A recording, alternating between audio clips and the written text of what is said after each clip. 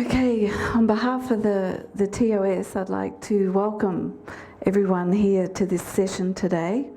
I'd also like to welcome our International President of the Theosophical Order of Service, Tim Boyd, and his wife, Lily Boyd. So thank you for being here with us. All right, now the TOS was started back in 1908, so 108 years ago, as an avenue to be able to put into practice the very lofty ideas and universal values that we study within the TS today.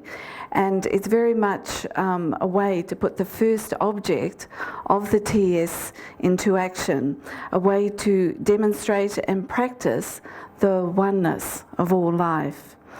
Now, as a supporter of the TOS, we tend to give our time, our talents, our energy, money, moral support, lots of things like that, to those in need. And this service is based on the recognition of the oneness of all life. Now, the TOS, it has a very beautiful motto, which it never fails to remind me of that oneness of all life, a union of those who love in the service of all that suffers. So it's really our commitment to that oneness of all life. Recently, I had the opportunity for the second year running to attend the New Zealand Diversity Forum in Wellington, a very inspiring day with free talks and discussions about cultural diversity and race relations. So I was there with my daughter Melanie, and Clive Conlon and Sushma Weber were also in attendance that day, and 500 people from all over New Zealand, including hundreds of refugees from throughout the world that are settling in New Zealand. Many people come to this conference. It's a free day. Every year they run this in different parts of New Zealand. So we get to hear these real stories that people go through and experiences. So it was very humbling to be able to attend this. And I was quite surprised to hear that New Zealand is made up of 230 different ethnicities now. So a huge amount of people coming into New Zealand, and we're considered one of the most ethnically diverse nations on the planet. So I thought, wow, the face of things is really changing now. So the key point that I actually took away from this day is actually respect. Just respect, that everyone has a story to tell and everyone has their journey. But that was the key thing.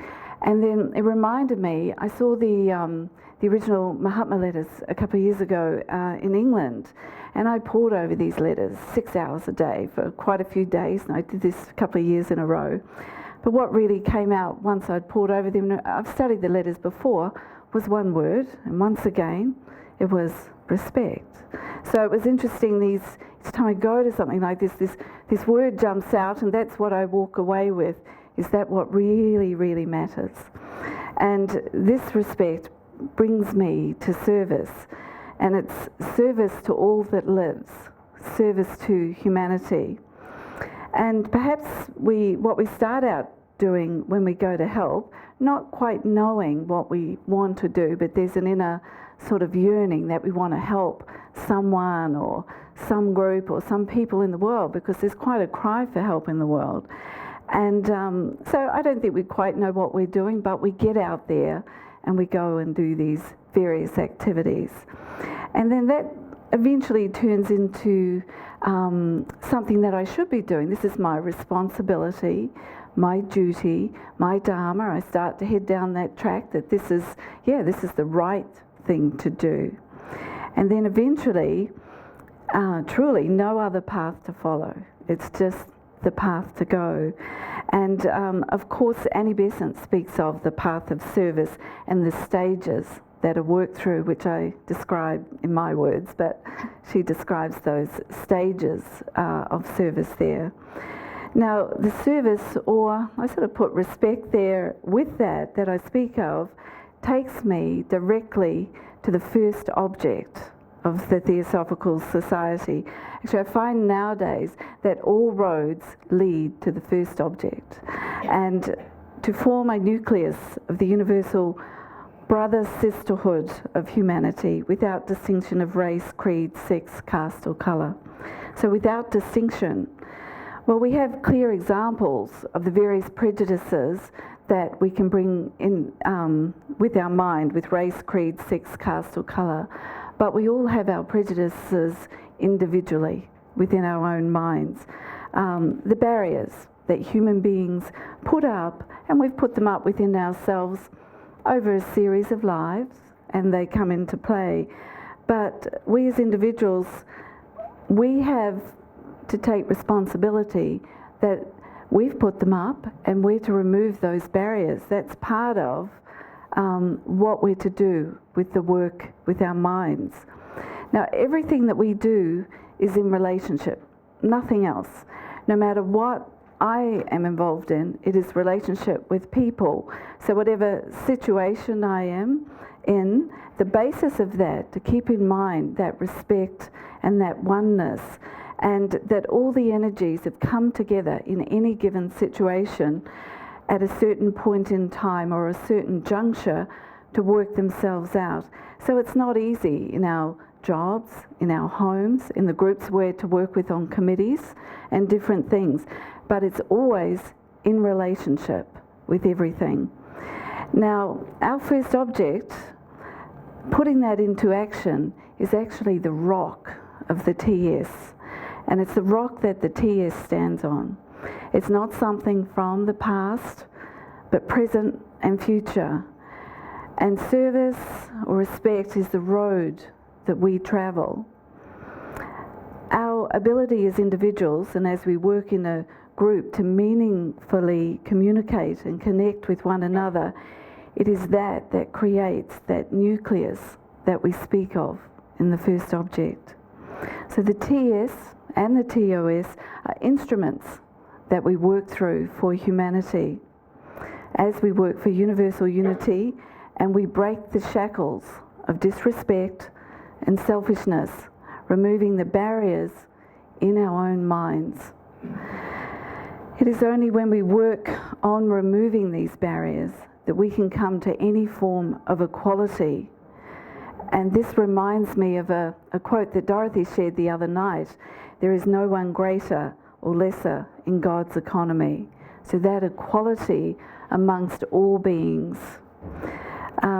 Did you know that originally the TOS, or the Theosophical Order of Service, was the Theosophical Society Order of Service? So the name wasn't just TOS. It was right there under the Theosophical Society. So why, after 33 years, was there the need to create a separate vehicle to help us do the work? We can be quite a heady lot sometimes when we get together, and I think we can all relate to that. But something was required to help us bring that service aspect into play when once we start turning our attention to the spiritual life. And it kind of, as I always see the TOS, as action, theosophical action. Now, I'm going to invite you now, just for a moment, to close your eyes a moment.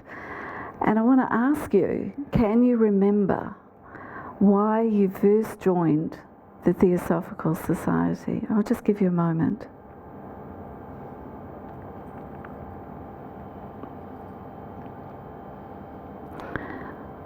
I'll ask you the question, have you been sidetracked at all from when you first joined, that initial impulse of something within you?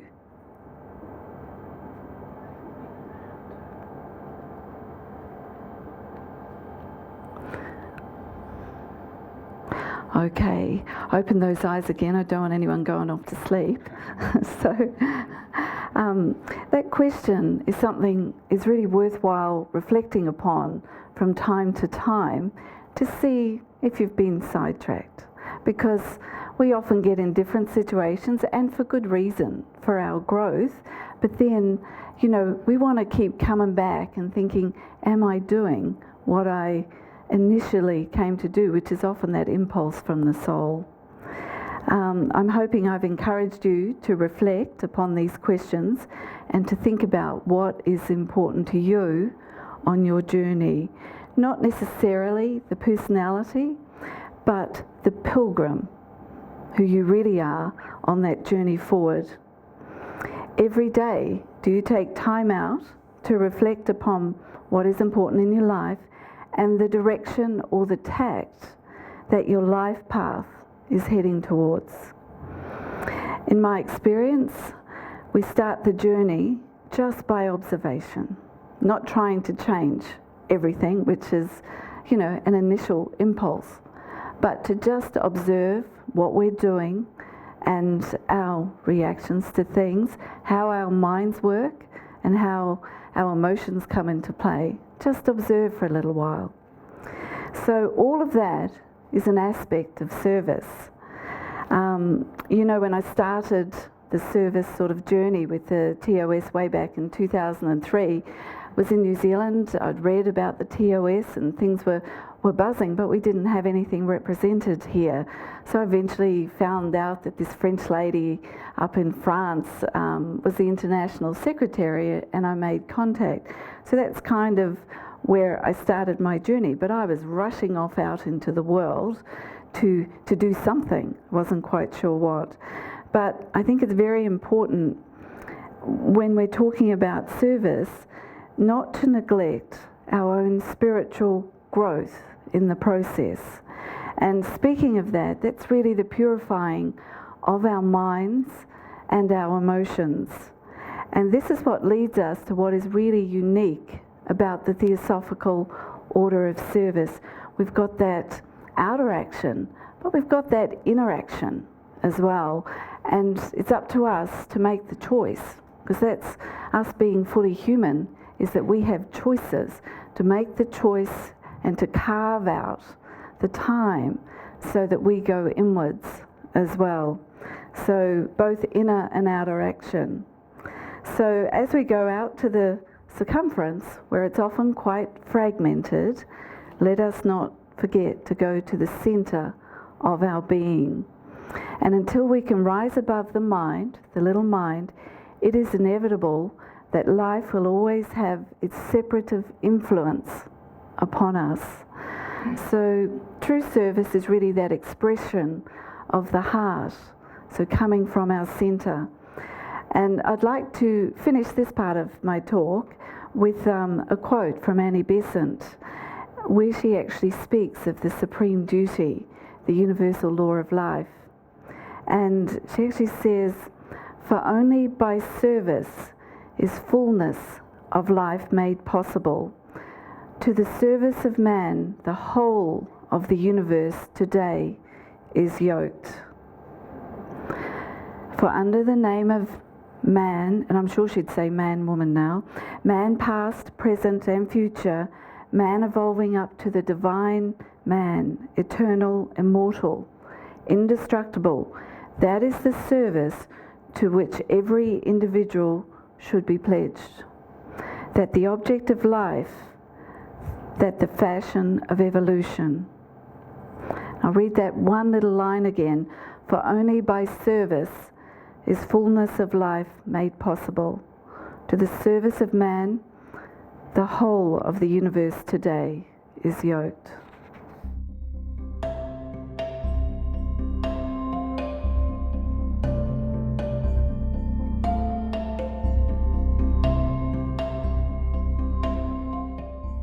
Dorothy. Okay, there we go, the name came forward. What is the uniqueness of the Theosophical Order of Service? Yes, thank you for the question, Renée, and I thought you answered it beautifully in your final paragraph. This is going to be a quick session. Yeah. Would you like to add anything to that? I was just going to say, in Australia we have this wonderful football game called Aussie Rules Football, and nothing to do with rugby. Right? It's a real football game. And we have this technique, thanks George, and we have this skill of passing the buck or passing the ball to another person with a really good Yeah. Action. It's a handle, yes. So that's what I was using, that skill as being as Australian. But you did mention the uniqueness of the Theosophical Order of Service, where there is a focus and awareness. With the word theosophical, I think, and the Theosophical Order, underneath this is the set of principles of theosophy that we need to look at. And the contribution of those principles, you mentioned also the path, I think, that Annie Besant mentioned, the path of service, moving from what we would probably generalise as egotism to altruism. So I think she did identify in some of her work those steps.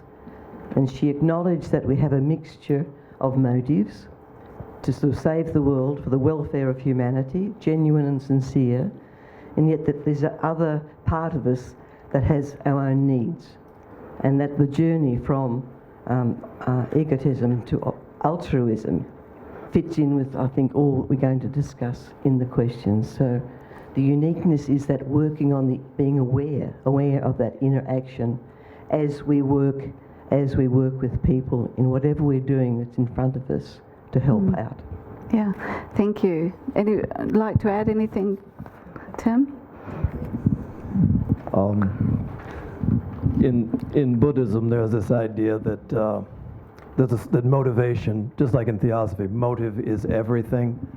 So there's a certain motivation that is, said to be the major motivating factor. May all beings be free from suffering. So in the case of the work that we do with the Theosophical Order of Service, it's the same. But I think also one thing that can sometimes be forgotten is that we too are beings. So in the sense, may all beings be free from suffering, it's a cooperative process that does not leave us out. So there's something about this service process from a theosophical perspective where not only is it something that benefits others, but similarly, we're benefited by the experience of going beyond. In the U.S., right around now, anytime you have an election time, you have politicians of all stripes coming out, and you'll find them in soup kitchens, serving food, babies, they're changing babies' diapers, they're doing all sorts of things. Anything where there's a camera. But, you will have also people who work in those soup kitchens regularly, who are there because, they feel this compassionate outpouring toward others. To the person who's getting the bowl of soup, whether it comes from the hand of the politician who wants the photograph, or whether it comes from the hand of the person who is motivated by genuine compassion, their hunger is no less satisfied by the politician's soup than it is from the sincere person. But for the person who is engaged in that practice, it's something very different. We start to see the world in a very different way when we are looking at it as a connection with fellow beings who suffer as we do.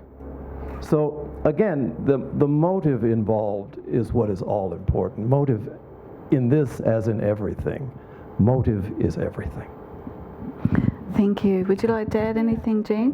Thank you, Renée. I actually see service through the theosophical worldview as being a quickening evolution of consciousness, where I think Annie Besant summed it up. In her early years, she joined the Socialist Party in the UK, and we all remember what tremendous work she did to aid suffering in Victorian London.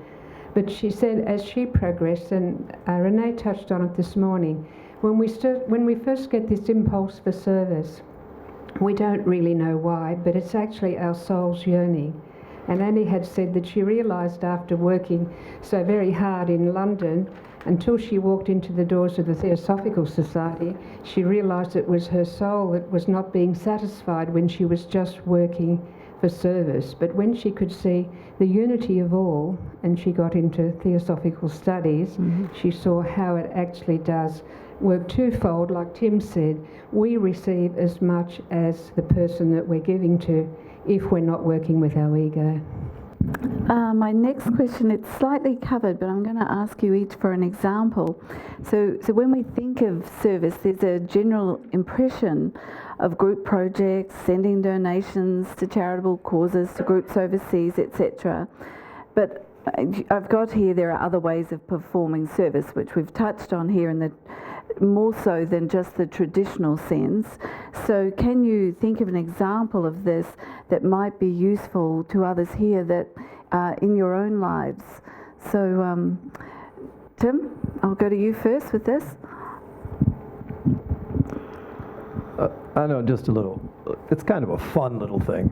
In the U.S., we started something, we called it, it's been a while, Secret Saints. Secret Saint. And the idea was this, that it's just a group of people, small group of people, and what you chose to do was to do acts of service anonymously. So you tried to figure out some sort of ninja type of way of doing something without it being known. So it wasn't something that fed the... So, you know, you had all sorts of things. In Chicago, it snows a lot. So for me, one of the easy things, when I'd go out to shovel the snow by my house, I had a couple of elderly neighbors, and I'd get out real early and shovel the snow on their steps, and they'd come out and wonder what had happened. You know, how did everybody else get snowed on and not me? You know, after a while, obviously, I got outed on that one. They started to look and see. But other people came up with all sorts of other things that they would do. You know, some people, they would be going downtown and they would see someone's parking meter was about to run out, and they would pay the money. The person would never know. But all kinds of different ways. You can get to be very, very creative when you feel as if you're doing it in secret. And then we would get together and just talk about, you know, what we did this week. So that's something. Another thing that comes to mind, in the U.S., I don't know if it is such an issue here, but I'm sure it must be. There's quite a bit of homelessness. People who are, you know, sleeping on the streets and trying to make their way as best they can.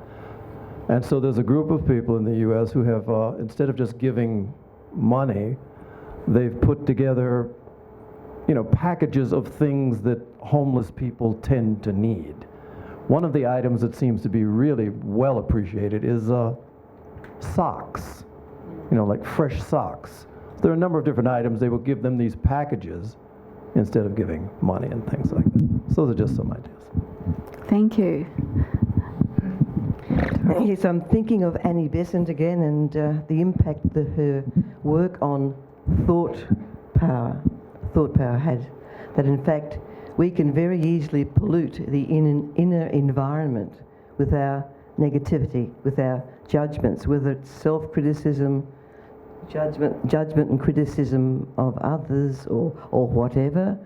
And a favourite at the moment is politicians in America. Look, it's fun, Jim. Fun. But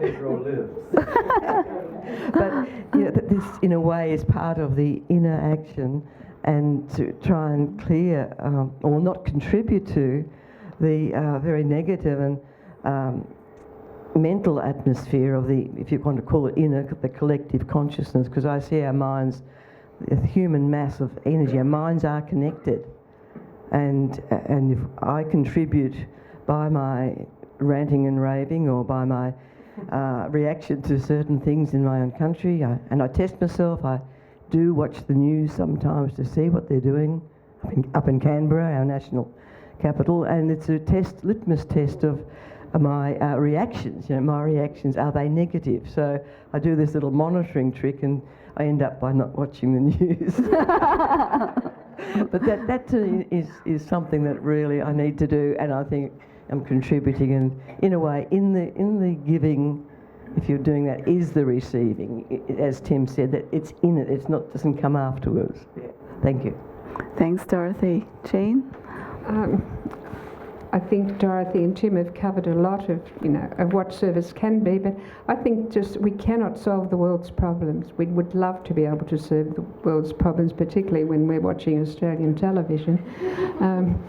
But I think just to do the simple acts that whatever happens in the day in front of you, if there's nothing dramatic has happened, you can always smile at the checkout chick. They look so underpaid and overworked, and they're pushing our goods through. But there's very, very simple acts. We're talking at breakfast this morning. One of, I won't mention the name, but she said she was at Central Station, and one of our new citizens in Australia who happened to be Vietnamese came out and wanted to know, how do I get to Cabramatta? Now, I would be confronted with this living in a regional area going to the Sydney Central Station. But she said she tried to explain how to get, but she said, come on, I'll take you. And she hopped that lady on the train and took her out to Cabramatta. Now, that's doing an act of service, what is in front of you. I think we can all do that. Thanks, Jean. Before I go into the next question, I was just going to share something small. We were at the table the other night. There was Richard and me and one of my daughters. And we were having quite a banter and a laugh about the age of Richard and I, and she was calling us old, etc. The standard things that teenagers do. And she turned. We ended up saying to her, "Well, actually, Lara, everyone gets a go at being 50, sort of thing, and this is coming up." And she turned around to me and she said, "Mum," she said, "but when I'm 50, the resources on the planet will be running out." And this really took me for a little bit of a six. It really made me think, oh, she's got the weight of that world on her shoulders. But where I really went to with this was the importance of us to move beyond the mind, because these problems can only be solved when enough people go inward and move beyond. And we would be doing the greatest service to humanity in doing that and helping the future generations if we do that. So I was just sharing that one. This next question, I know the panel will love this. What is the journey of true compassion? And you could lead this to, what is true compassion? So just have a think for a moment. I'll just give you 10 seconds, Jean. Well, I've got rather a majestic brain. Well, true compassion, goodness. True compassion, well, it's actually when you don't think, when you just work from the heart. I think too many of us in TS, and I know I have been one of them, we probably think too much. True compassion is when we forget to think and we just do what is necessary. But I do think it's a process. It's a process for us all, like whether we're a teenager or when we're 50 or when we're 70. Mm. Thank you. Dorothy? Well, yes, the journey to true compassion.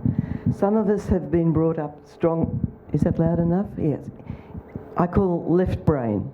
It's very difficult for a left brain person to suddenly jump and come from the heart, yeah, and go into the right hemisphere. There's a lot of work in the States in research in terms of the plasticity, neuroplasticity of the mind and the various functions of the hemispheres. Some define as 4 functions, 1, 2, 3, 4, and getting away from that. But what it made me think about was we do in fact, some people call the left brain the logical, rational brain, that is the actual yang energy, the male energy. And so you have the right brain more towards, if you like, the spiritual side of things, but it comes to do with flexibility, with acceptance, with creativity, and I think with compassion.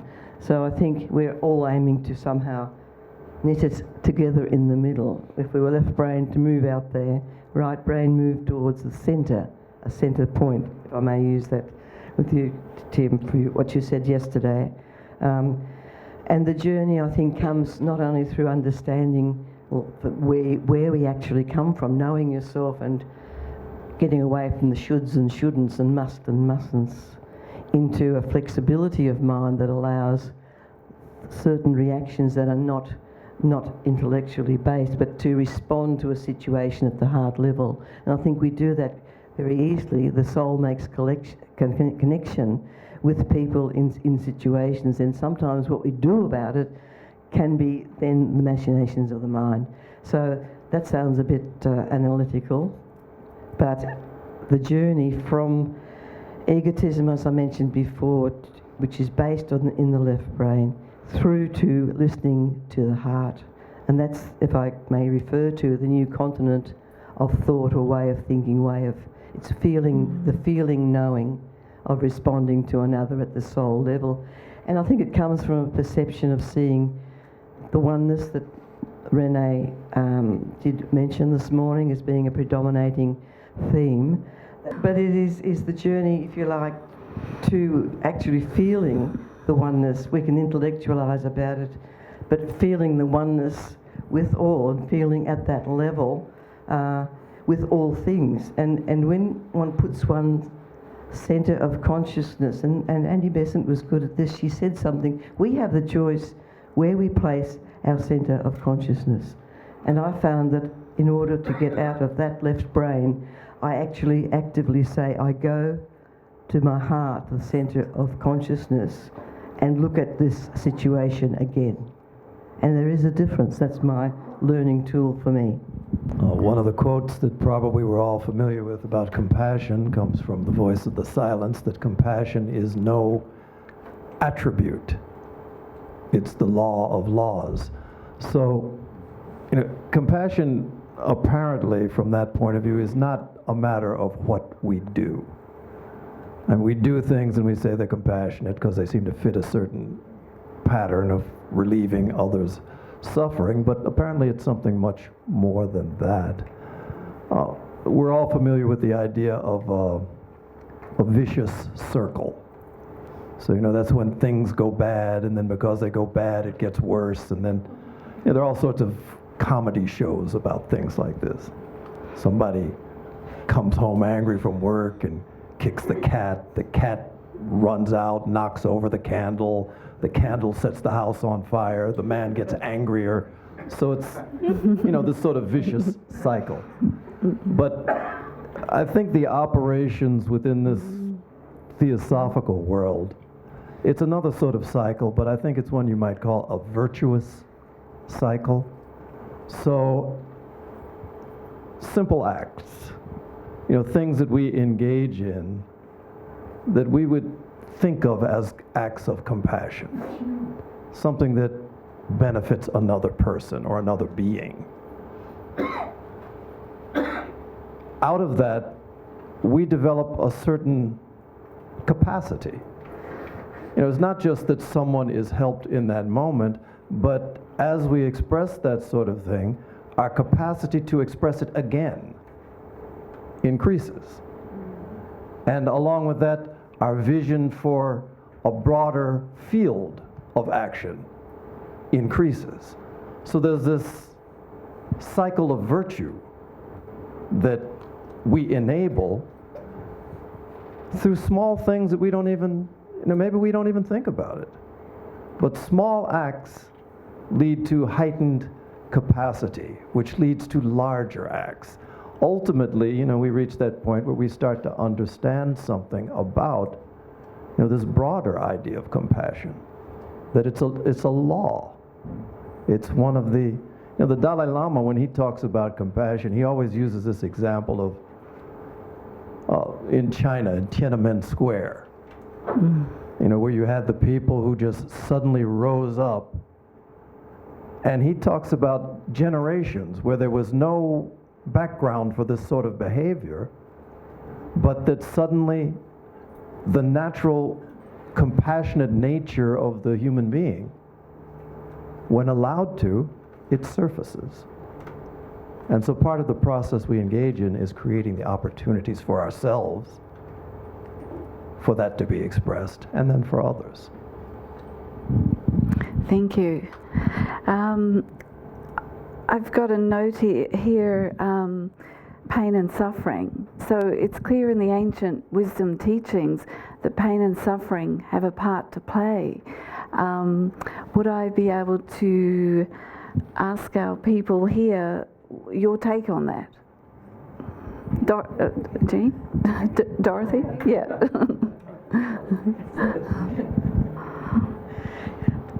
Yes, I think we know the role, as you said, the role of pain and suffering is part of the journey, and for our own spiritual growth. It doesn't mean we say, look at everyone and say, oh, I know you, we're all pilgrims, we're all sharing the same path. You've got your pain and suffering, and I've got mine. So go well, go well. But we don't stop there. It's like actually it's a unifying thing to see everyone in this room is walking a path according to some life plan, some soul agenda, if you like, and whatever happens, Earth is a schoolhouse, and we know it's going to involve pain and suffering. And being a schoolhouse, I think I mentioned, we have the free will to play hooky, which means we do have to confront our situations and do our best in them. And we look at other people doing the same thing. So in a way, we are drawn to them to share the journey and to then help one another. But the perception comes from a different level, that you're seeing them as yourself in a sense, and saying, hey, I'll give a hand here, because it's why I can and it's needed, and move on. There's nothing, so that's a way of looking at it. Thank you. I think one of the things that a lot of people in the Western world can't quite get into when it comes to Buddhism is that its first noble truth is the truth of suffering. It's like, why do I want to get involved with something where the first thing they tell you is that it's all about suffering? But, I think if we look at it, I know if I look at it, probably for most of us, probably for all of us, the moments when we had the most profound sort of growth in our own lives have been those times when, for whatever reason, we have had to deal with losses of various types, of our own sufferings, our own pains. If you look back at those moments, those very often are the times when we had the most dramatic sorts of growth in our own lives. Probably, these priceless moments of growth are things that we wouldn't wish upon ourselves ever again, even though it was the thing that sparked, the deepest sorts of insights. All of us, if you're a good parent, what you try to do is you try to protect your children from the various growth experiences that came your way, knowing that you can't protect them from everything. So I think part of what the deepenings that we experience have almost inevitably come from various forms of suffering or pain, and then the aftermath of insight. So it seems to be something that is a part of our process, and it's unfortunate, I believe, that as human beings and as a human family, it seems to be that really we grow the most through the experience of crisis. Even though we have the understandings sufficient to grow without it, somehow or another we require and create the circumstances that prod us to move forward. So it's just something that you observe, you see it as a feature, you hope that perhaps we can move beyond it, but until we do, then we find ourselves dealing with trying to help relieve the sufferings which largely we create. Yeah, following on from what both Tim and Dorothy have said, this is where I think it's what actually the why of Theosophy that we've been discussing all week. It's so very important to have the trinity of the pillar of theosophy, that is to study, to meditate and do service, planted firmly in your brain, because we do need right knowledge, and Tim was talking about that in Buddhism with compassion. And it is a bit of a loaded word in the West. It's a bit like the word God. When I first came to Theosophy, I thought it was great because it was described as the ultimate reality. But, you know, the message is there in all the teachings, whichever way you want to look, whichever pattern you want to go. And yeah, I do definitely think that it is part of our journey, that we do have to suffer a little bit. Life is not meant to be easy, as one of our Prime Ministers always told us. So just to be aware is the first step, that suffering is actually good for us in small doses, but it comes again and again till we wake up that what is the purpose of suffering. Okay. Thank you. That was very inspiring, all of you. There's a quote from Annie Besant, and I'm just going to ask each of you what this means to you. For only by service is fullness of life made possible. Will I start with you, Jean? Yes, certainly. Well, we can really only speak of our own journey, but I think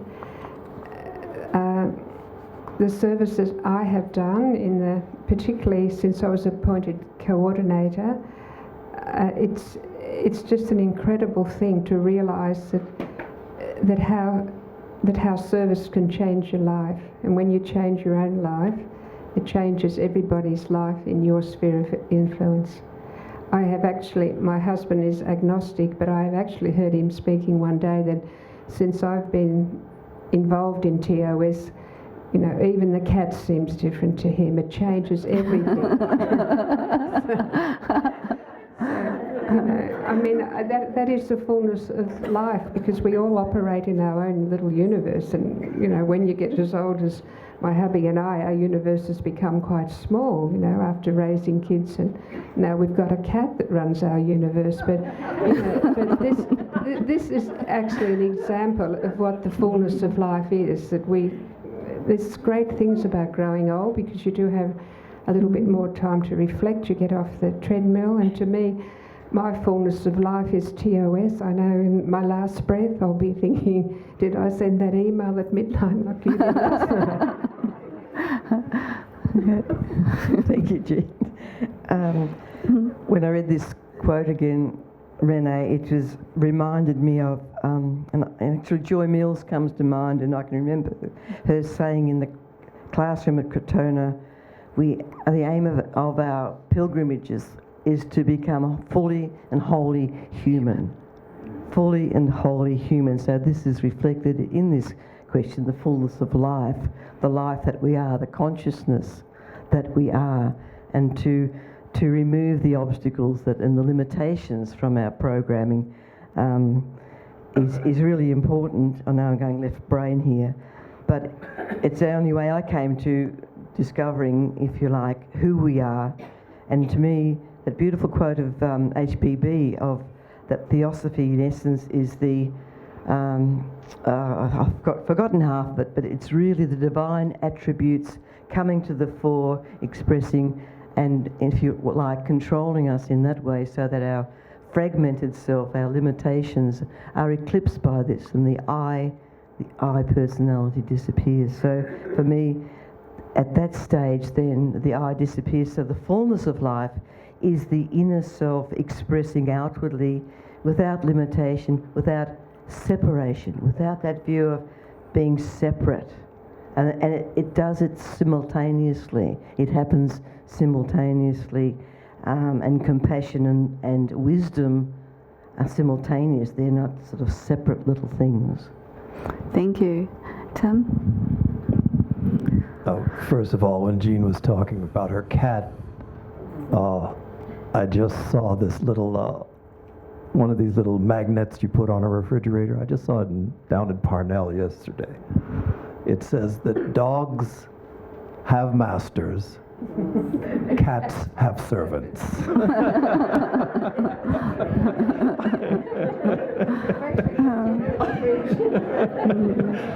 So anyone with a cat has a regular opportunity to serve. every moment of every day. But to me, the quote from Annie Besant is, I mean, it's fully self-explanatory, that anyone who just checks up on their own life, you'll find that those moments when you have felt most complete have been those moments when you've been most deeply connected to someone else or someone, other ones. It just seems to be the way that it works. So that's, I mean, to me, I think our experience demonstrates what the quote says. Thank you. Now I have two other things here. First of all, I've got one last comment I'll ask, and then we'll move on to one final thing before we close. Now, my last comment, what I wrote down was the elephant in the room, which is brotherhood. I notice when people talk, and this includes myself, every time I talk about our first object to form a nucleus of the universal brotherhood of humanity. Now, I do know the meaning of the word, and I've spoken to many people, but when I meet new people, it's not always easy. I feel I have to say brother sisterhood, or I talk about it was Master K.H. who spoke about the word means universal fraternity. He says that specifically, I think it's in letter number 5, that he speaks of that.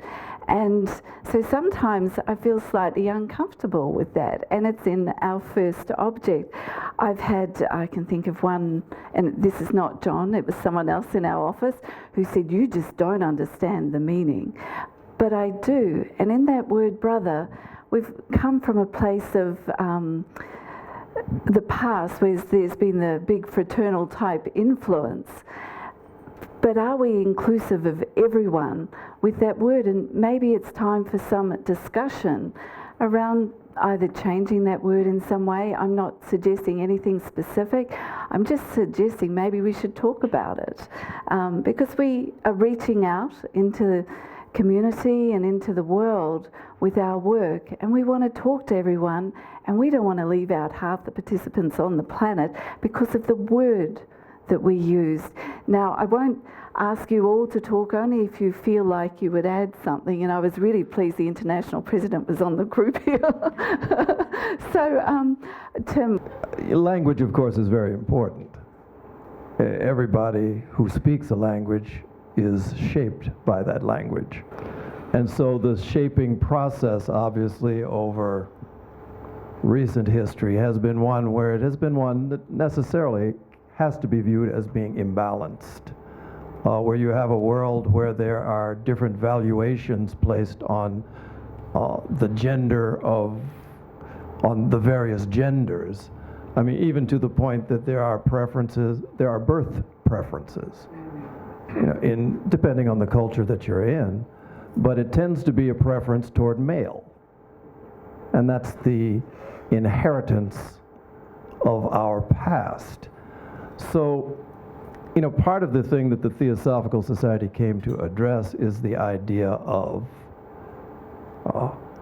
it's a universal brotherhood, regardless of race, sex, caste. So it's a brotherhood regardless of whether you're a brother or a sister. It's strange. It's strange, language-wise. I think there are other ways that people tend to understand those words. They would phrase it more as from perhaps an occult point of view. Somehow I've heard it said that we are all brothers from that point of view. But again, language. Language is something that shapes ideas, it also shapes behaviors, and it influences the world. So it's something that often when I find myself talking, very often I'll speak in terms of unity, oneness, or the unity of the human family. A variety of ways of not, at least in the eyes and minds of someone who is not comfortable with this sort of concept, of putting it in ways that would not be something that would be turn somebody off. But I do believe, as Renee points out, it's something that is definitely worth consideration. The language, I mean, for instance, now, I mean, there's a wonderful song, a number of wonderful songs. Fellow Fred Astaire, he sang a song about how he was so, I forget how the song goes, but he talks about how he's happy, how he's gay. And you know, 50 years ago, you say happy, you say gay, they're synonymous. Now, totally different meaning. You know, our theosophical emblem cannot be displayed in Germany. During the war in France, it had to be taken down off the front of the building. Why?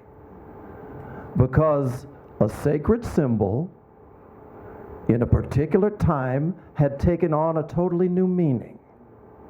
Not to say that the original meaning was not valid, but in the context of that time, it became something that was not only difficult to understand, it was insulting, antagonistic to a whole group of people who suffered because of what they associate with that symbol. So, you know, perhaps the essence does not change, but our capacity to express it is ever changing. Part of the reason why we have this thing we call theosophy is that it was a new formulation of ageless ideas that came through Blavatsky and came in a language and clothed in concepts suited to that particular time. And even that time has moved on and shifted now. So we always have to be aware of that. You don't go tinkering around and changing things until you have some sort of understanding of its essence. But once you have some grasp of the essentials, then the way that we clothe it is up to us. Thank you. Very good. Dorothy. You said it all, Tim. I'd just like to hone in on the relationship, and I guess I've got my education hat on here and teaching the history of civilizations and cultures, is that every culture enculturates or socializes its members a view of life into a worldview, and their understandings, concepts are units of understanding, and they each get a word label. So in a patriarchal type of society where there's very differentiated roles and status and positions, you get a particular cultural, if you like, blueprint where a certain language and roles come together. And in the evolution of cultures and our own societies, what's happened on the ground, if you like, the language has not caught up with that and it's become almost sacrosanct. And I'd like to tell a story about my experience in an allied organisation which also has brotherhood as the key objective goal, brotherhood. And we're having supper one night after a meeting, and my friend Glenn and his mother, we were just having a chat about this word, brotherhood. And his mother said, and she's mid-70s, 80, she said, "Look, Dorothy, I know where you're coming from, but you've had a different background to me." She said, "When I like to be called brother so-and-so because it makes me feel better about myself." And I was taken aback, and I thanked her for her honesty. And Glenn just said, "Well, he didn't sort of flinch about that. I did flinch inside, I think."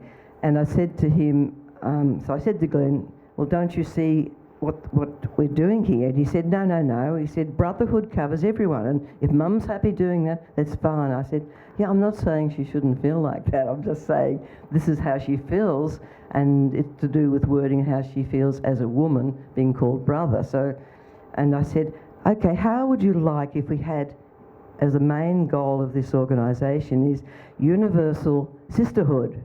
He said, "No way." That says it all. It does. Jean. I don't think there's really much more I can say.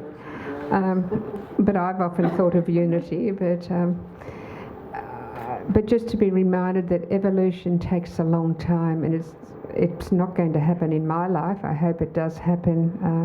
I don't know. I really don't know. But if enough of us think something, we have to be aware of thought processes. There's a field of violence and hatred up there now in the thought field, and that's being pulled down by the sheer weight of the people that are putting it up there. And I believe that's why we have so much violence. If we can, all of us, strengthen our resolve to put positive thoughts into even if it is something as simple as unity. But the Christ did say we need to be neither man nor woman, so I don't think it will be called brotherhood/sisterhood when the new wave comes in. Thank you. All right, I'd actually like to thank our panel here, and I hoped you've all gained something and found something that you can work with and reflect upon. So if we could give them a thank you. So.